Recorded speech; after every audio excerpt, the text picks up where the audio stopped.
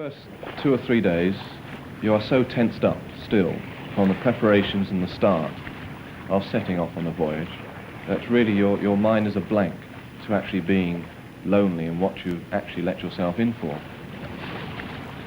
And then it comes on, and to me it comes on very, very quickly. I found in the 1968 race, it came on in a way of being seasick, and this was a great surprise to me because I do pride myself in never actually being seasick. But about 2 or 3 days out, I was just very suddenly seasick, and that was it was over. And from that moment on, I started getting the feeling of loneliness. To other people it may come on very, very slowly, but to me it comes on very quickly. Previously, when I've done other long-distance passages, I've been a bachelor and therefore I've no worries. Now, being married and a family just started, then yes, I do feel sad leaving for a while there, especially with a daughter of about 6 months now and just developing her character, and I'll be missing this. Even so, 5, 6 weeks isn't too long away from home. I sit alone, and clear thoughts move in me. Pictures, now near, now far, of transient fantasy. Happy I am, at peace, in my own company. Walter de la Mare might have been a single-handed sailor. Some face the solitude with true buccaneering spirit, but when it comes, know the misery of being alone. For the married men, there are other things to cling to. We are a very close family, and therefore I cannot help but think a great deal of my wife when out at sea alone. I think of what she may be doing at home at the time. I think of how she's looking after a little child. I think a lot of whether she's worrying about me too much. And really, I feel a little helpless at not being able to let her know that she shouldn't worry. And I know there is no means of letting her know that I'm okay. And I really do miss her. Evenings is the time when I feel more lonely. I notice, that there's nobody really to talk to. I watch the television quite a bit, but even that, it's not the same as having adult company here. And Lisa's, as I say, she's good company during the day, but it's not the same as having adult company. So I miss them quite a bit, evening. I try sometimes with a bit of telepathy to see, put a thought through to him, see whether, and then when I meet him again, ask him whether it registered, because I do believe in that a little. I wonder if he does think of me at the same time. I'm sure he does. He knows more or less my movements, or what I'm doing in the evenings, and what I listen to on the radio at night, and that he'll be doing the same. Does not my ghost appear? My eyes feel over intervening space, and I'm leaning forward at the strain till now my fingers nearly touch your face. Lean out to me. I'm calling with my brain. Do not feel me near. I'm bending forward on the wind of thought, sailing towards you on the lake of mind. Oh, share this moment which may not be brought even to life again once left behind. Each solves the problem of living with himself in his own way.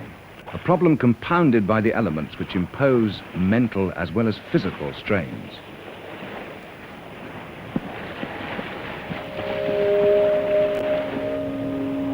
The first signs of fog is quite a dense, rolling cloud at sea level coming in towards you from the direction of the wind. When you see this coming, you can't do much about it, with the exception of trying to ascertain your position and just hoisting your radar reflector. You can't really keep much of a lookout anyway. You've just got to hope for the best, that nothing's coming along in your path and is going to hit you.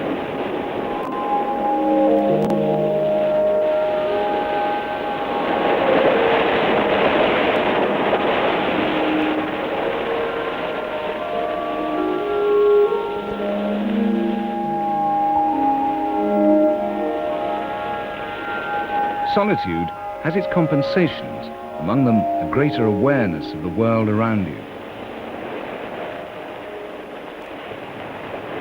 During the day, you see a surprising amount of things, and little things mean so much.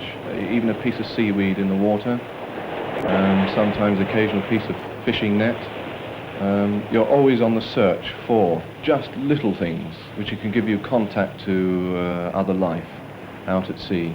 I'm not really superstitious in many ways, but I like to think of the old tale that a sailor's soul always goes into a seagull when he dies, and therefore you must always see a seagull around you in really bad weather when you think things are getting difficult and there may be a chance you may not survive it. And so I have a lot of love towards seagulls. They are company at sea. It's often your only company, except for perhaps occasionally you see the dolphin, the porpoise and the whale. They live by the sea and they use the sea as the whole means of life, and I like to think of myself the same way.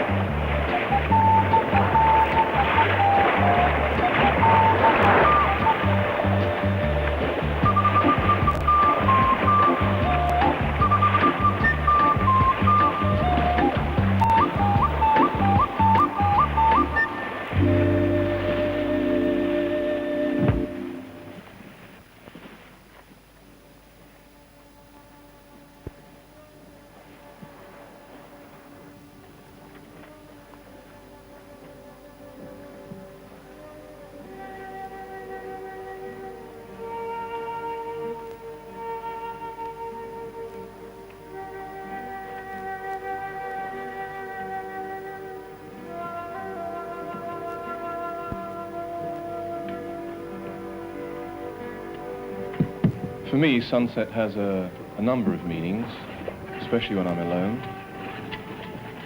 Firstly, at sea, a sunset is probably the most beautiful sight, one that one cannot appreciate when on land. Secondly, the sunset means the end of a day's passage of the log reading of how far we've managed to get over the last 24 hours.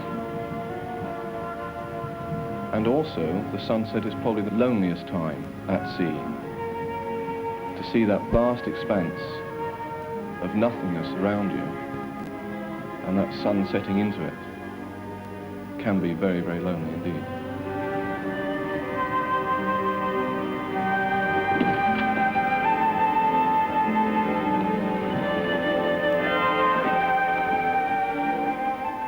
In the first 22 days, we have covered almost 2/3 of the voyage, and then we suffered 8 days of continuous calms. The only consolation for the utter loneliness and frustration at this time were the really beautiful evening sunsets.